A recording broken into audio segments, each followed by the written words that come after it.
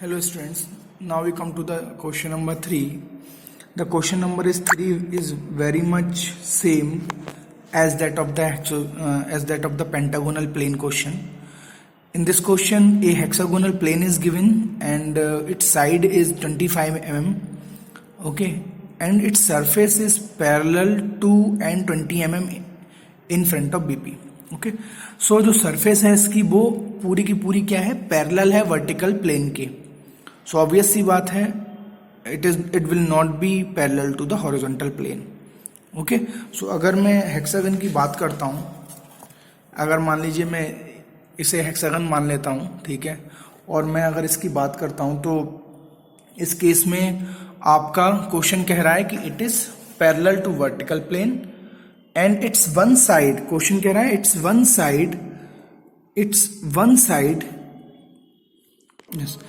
one side is parallel to the horizontal plane. Okay so आपको इस question में देखना है कि इसकी एक साइड जो है हॉरिजॉन्टल प्लेन के पैरेलल है. Okay so it will be like this. So अगर आप टॉप से देख रहे होगे तो ऑब्वियस सी बात है you will look for a line. Okay but आप सामने से देख रहे होगे तो आपको पूरा प्लेन ट्रू लेंथ में मिल रहा होगा.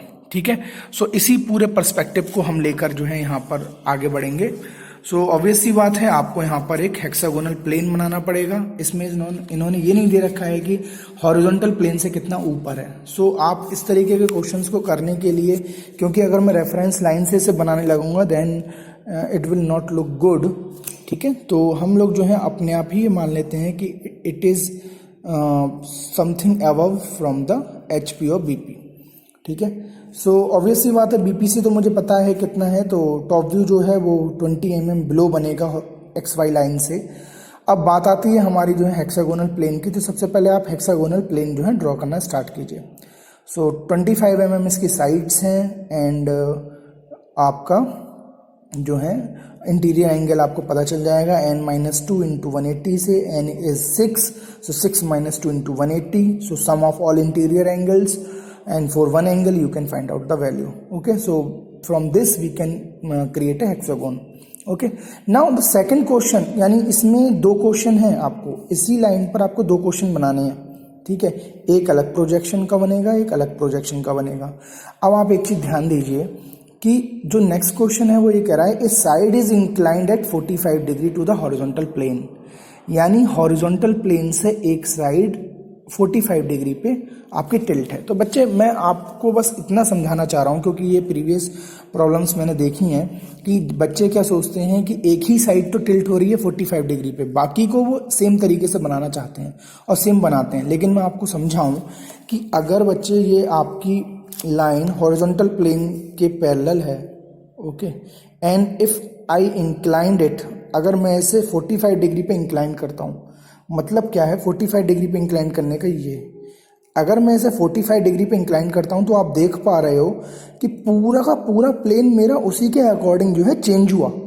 ठीक है, all side will be changed accordingly. अगर आप किसी एक पर्टिकुलर साइड को टिल्ट करते हो, मान लो किसी भी साइड को टिल्ट करते हो, तो सारी साइड अकॉर्डिंगली आपकी मूव कर रही हैं.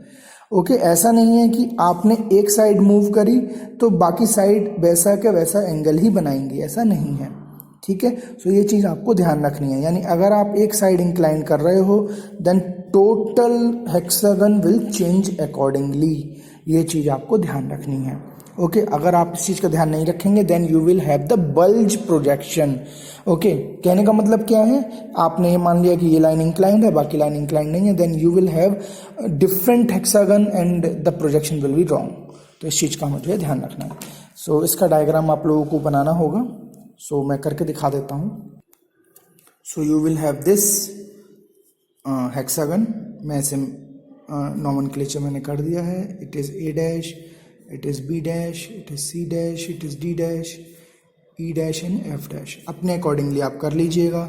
एंड जब हम इनके प्रोजेक्शंस को गिराएंगे आपका सही बना होगा तो आप देखोगे कि ये जो F डैश है इसका प्रोजेक्शन यहाँ पर आ रहा है, क्योंकि क्वेश्चन में दे रखा है कि it is parallel and 20 mm in front of BP. So you will have this line 20 mm in front of BP.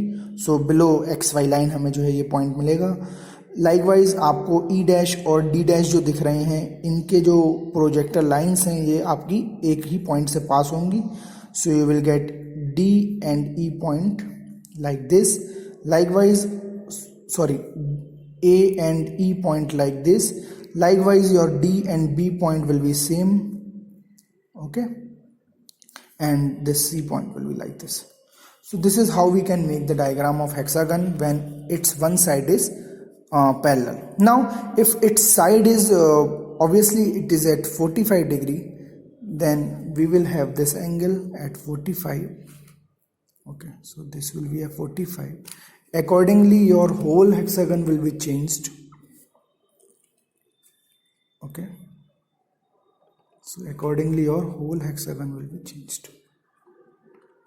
Now obvious सी बात है, आपका जो पॉइंट A था वो अब ये है, B ये है, C ये है, D ये है, E and F. जब आप इसके projections गिराओगे, you will have the projection of these points like this. Okay, and all the point will be different points. ठीक है, so you will have this line and A, this F, A, E, B, D, C. आप मेरे points पर मत जाइए, जब आप इस डायग्राम को बनाएंगे then you will see कि जो पॉइंट आप प्रोजेक्शन का यहाँ पे गिरा रहे हो वही पॉइंट आपका आएगा, and by tilting it at a certain angle you will get different points.